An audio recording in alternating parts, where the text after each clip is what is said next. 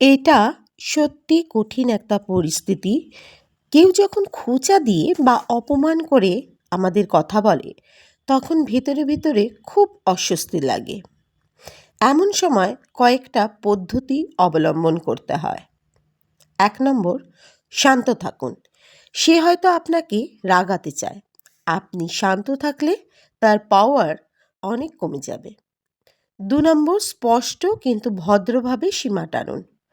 খোঁচা বুঝে না নেওয়ার ভান না করে পরিষ্কার বলুন যে এইভাবে কথা বললে আমার ভালো লাগে না। আপনি যদি সম্মান করে কথা বলেন, আমি আপনার উত্তর দেব। ৩ নম্বর, ব্যক্তিগতভাবে নেবেন না। অনেক সময় অপমানকারী মানুষ নিজের রাগ, হীনমন্যতা বা সমস্যা অন্যের ওপর ঝাড়ে। এটা আপনার মূল্য নির্ধারণ করে না। ৪ নম্বর, প্রয়োজন হলে কথোপকথন বন্ধ করুন। সব কথার উত্তর দিতে হয় না, এটা আমরা জানি।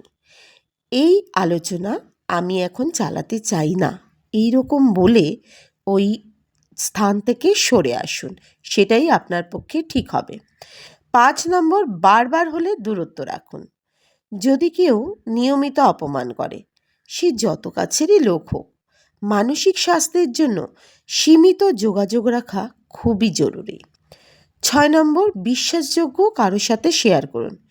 সেই বিশ্বাসযোগ্য মানুষ আপনার বন্ধু হতে পারে বা পরিবারের অন্য কেউ হতে পারে, যাকে বললে আপনার হালকা লাগে এবং আপনি ভিন্ন দৃষ্টিভঙ্গি পেতে পারেন। ৭ নম্বর, হাসি বা হালকা রসিকতার ছলে এড়িয়ে যাওয়ার চেষ্টা করুন। কখনো কখনো সিরিয়াস না হয়ে বললে খোঁচা ভোঁতা হয়ে যায়, এটা আমরা অনেকেই জানি। তো চলুন, কিরমভাবে বলবেন? ও, আজকে বেশ তীক্ষ্ণ মুডে আছেন দেখছি। ৮ নম্বর, প্রশ্ন ছুড়ে দিন। অপমানের বদলে প্রশ্ন এলে মানুষ থেমে যায়। আপনি কি ইচ্ছে করেই আমাকে অপমান করছেন? এই কথাটা বলার উদ্দেশ্য কি এটাই ছিল? ৯ নম্বর, কম কথা, কম প্রতিক্রিয়া। দেখবেন, আবেগ দেখাতে যাবেন না। যে কথাটায় আপনি অপমানিত হয়েছেন, আপনি জাস্ট ওই কথার উত্তর দিন, ঠিক আছে, আমি ভেবে দেখব। ১০ নম্বর, নিজেকে প্রমাণ করতে যাবেন না। অপমানকারী মানুষ তর্কে জড়াতে চায়। আপনি ব্যাখ্যা দিতে গেলে সে জিতে যাবে কিন্তু। ১১ নম্বর, নিজের ভেতরের কণ্ঠকে শক্ত করুন।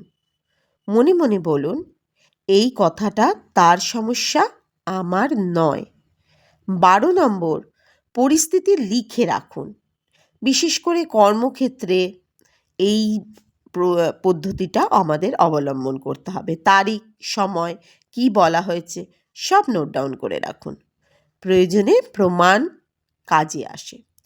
১৩ নম্বর, সমর্থন চাইতে ভয় পাবেন না।